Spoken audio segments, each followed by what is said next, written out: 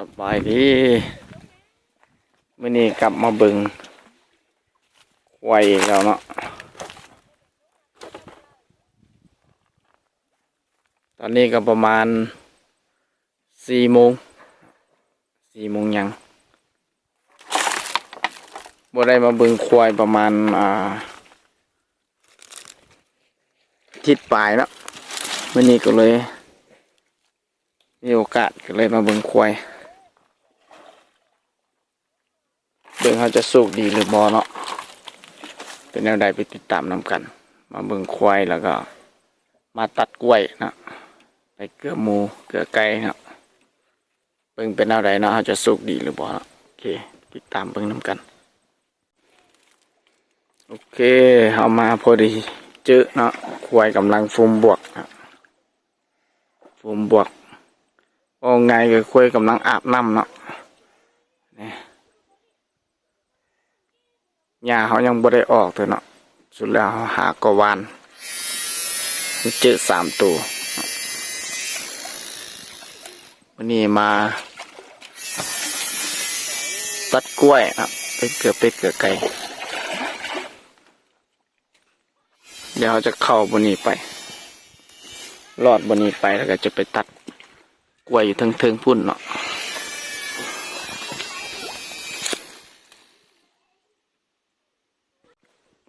โอ้ทางอยากกันดานหน่อยนึงเนาะกุ้งใส่น้ำกลมใส่น้ำ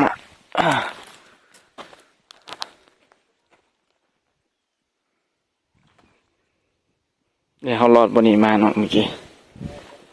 ขึ้นบนนี้ไปอยากสันหน่อยนึง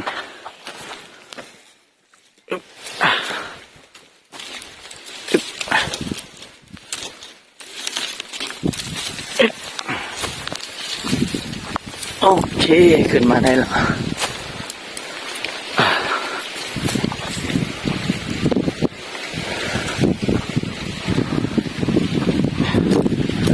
ทิมต้นกล้วยอะไรนี่เนาะเขาเจ้าขึ้นไปก่อนแล้วเนาะพวกพี่น้องยิงเขาเจ้าขึ้นไปก่อนละ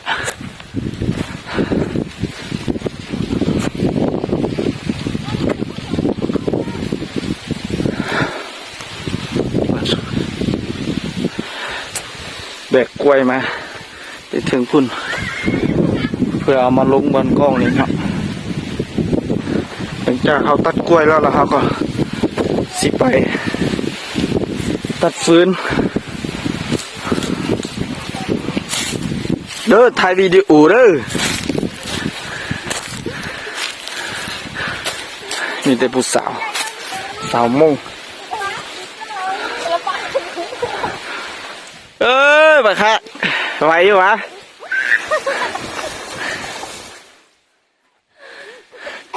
ค่อ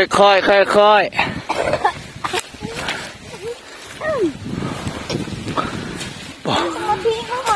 เนี่ยเจียงให้ผู้น้อยนี่ก็ธรรมดาเด้อ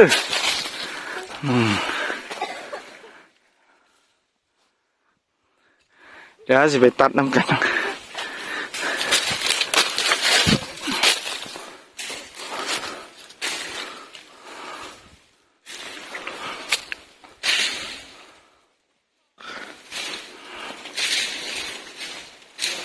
ค่อยๆเด้อระวังดอดต่อไปเลยระวังทะเลลงไปเด้อหักเด้ออยากกันดานหน่อยนึงเนาะจอดรถอยู่ก้องฝั่งนี้เขายังบริทางตอนนี้ยังบริทางเลยมีแต่กล้วยเนาะตัดเสือเป็ดกับไก่เกลือหมู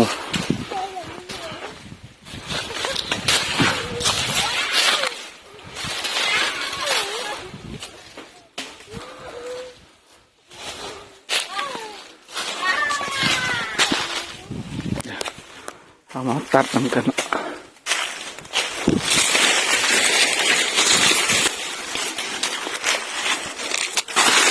นี่อันนั้นบ่แม่ผมว่าปีอ่ะมักปี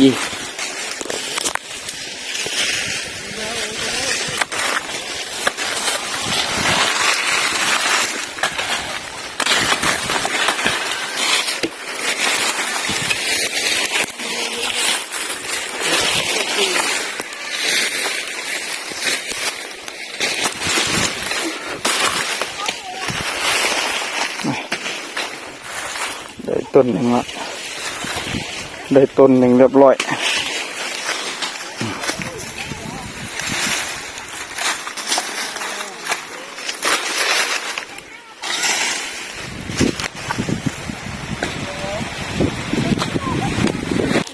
เจ้ามาหาแล้ว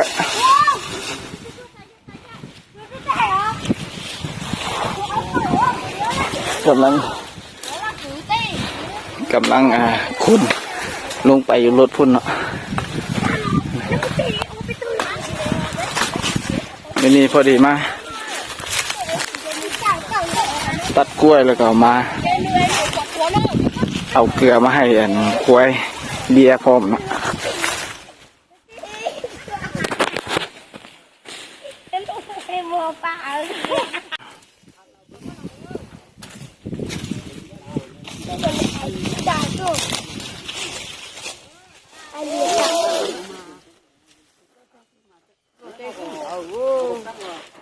ตัดกล้วยมาหอดกองเนี่ยเนาะกำลังขนส่งลงไป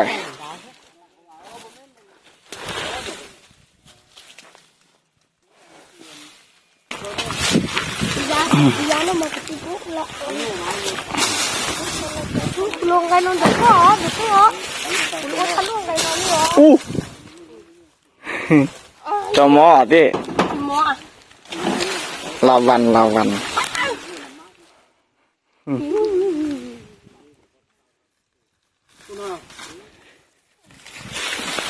ขนส่งโอ้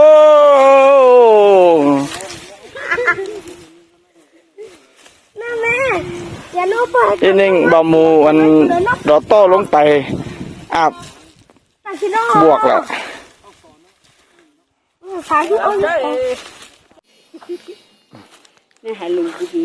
หลังจากที่ว่า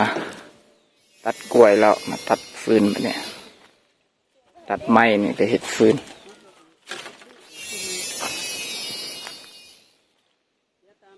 ฟืนนี่มันได้จากการจุดไฮนี่เนาะจุดไฮแล้วเราก็ขนมาไว้เนี่ย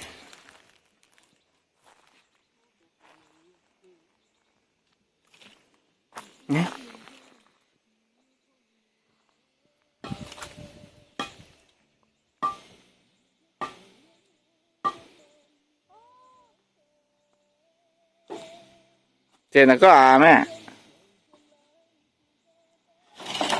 โลดโหจะน้อง